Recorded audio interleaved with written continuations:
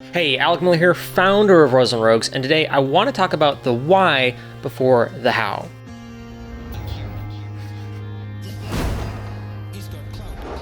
You see, every teacher I had in film school always said one thing that I found really valuable and stuck with me.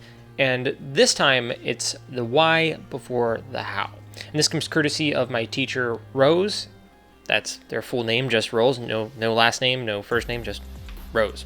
But he said something that always stuck with me, and that was whenever we had a question about how to do a crane shot or how to do a weird VFX or edit, he'd always come back and say, well, why?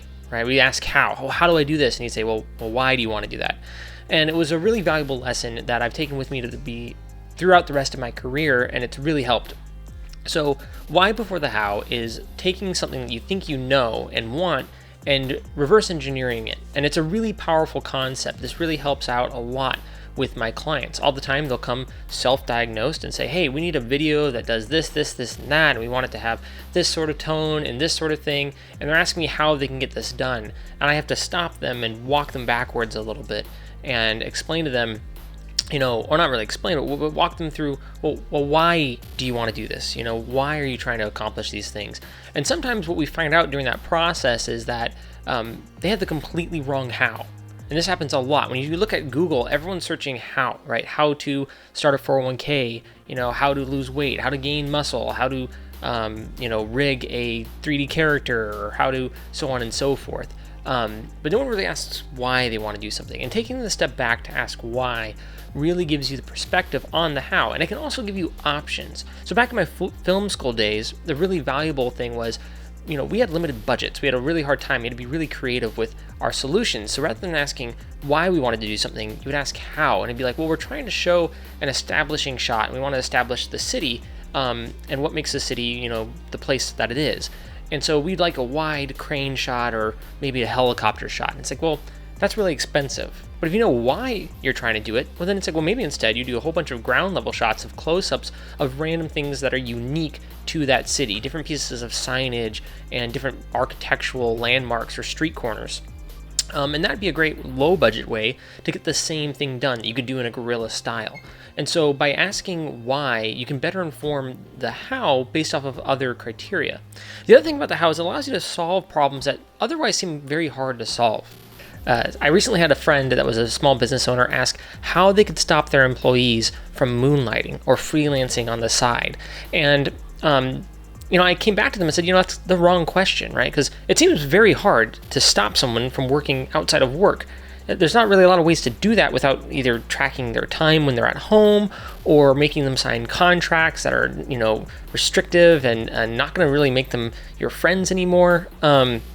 And a lot of companies try to do this. The better question to ask is, well, why do they feel the need to freelance? Why are they going and looking for other work in other places rather than just being content with the work you're giving them?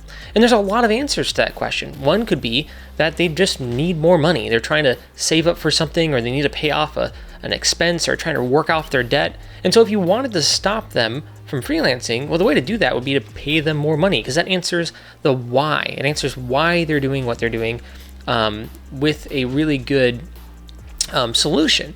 Another problem they might have, another reason why they may be wanting to look for work other places, is because they have not enough responsibility, right? And they want to develop a project management mindset, and they want to figure out, how to get better at what they do and how to take on bigger and badder projects. And you're not giving them that responsibility at work. You're having them take on low quality projects or low responsibility projects. And so they would like to take that on. So you give them that freedom to go and grow on the side. And that might be when you don't change. It's like, well, you can work on the side all you want, and gain these skills and then implement them at our business. That's a great reason for someone to be working freelance, and you might encourage that. Or you can give them more responsibility at work.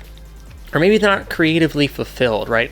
Maybe the projects you're giving them are kind of boring, right? You're a little bit more of a corporate client, or it's become standard how to do it, and it's no longer a challenge to them, and they like having the freelance clients to be that challenge. Well, then you can either give them more challenging projects, or again, maybe it's not an issue, right?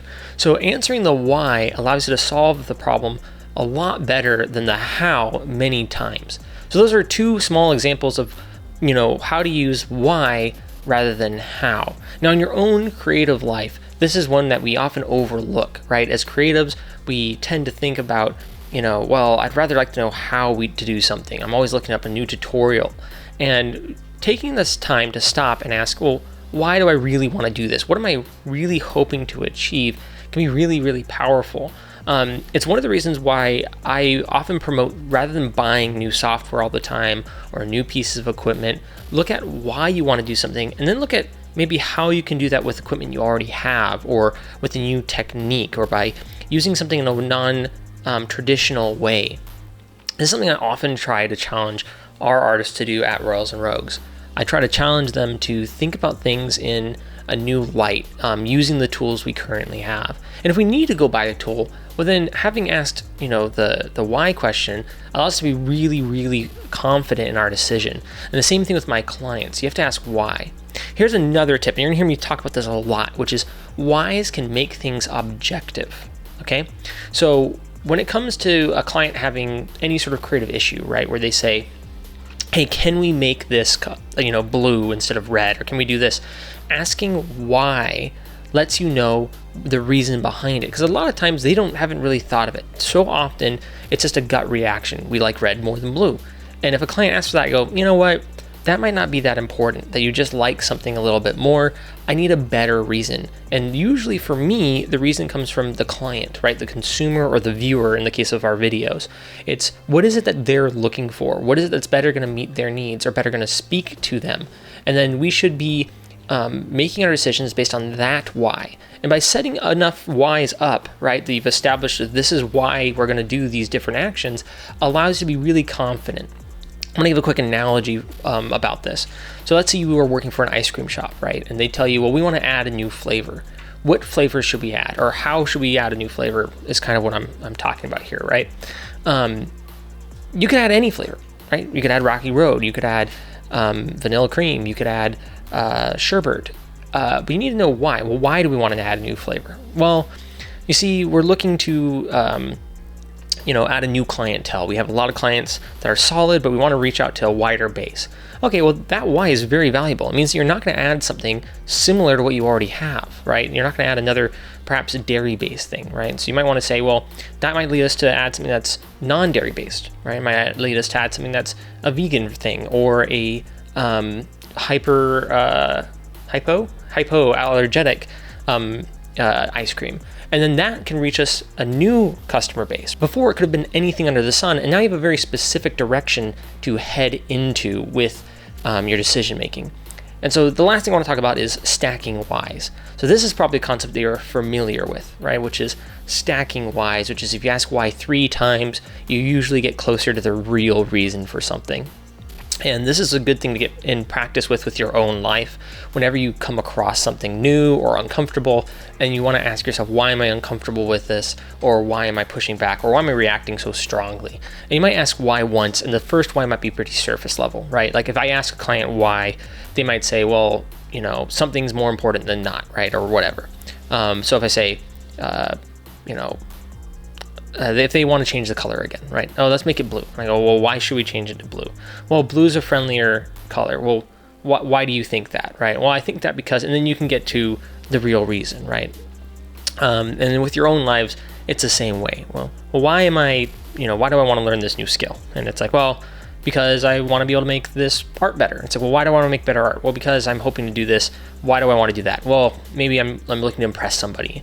And so maybe the answer is, I need to get over my desire to impress other people rather than learn this new skill, right? That's an option. I'm not saying it always has to be that deep. You can stop at one wherever you want, but stacking whys can be really, really powerful.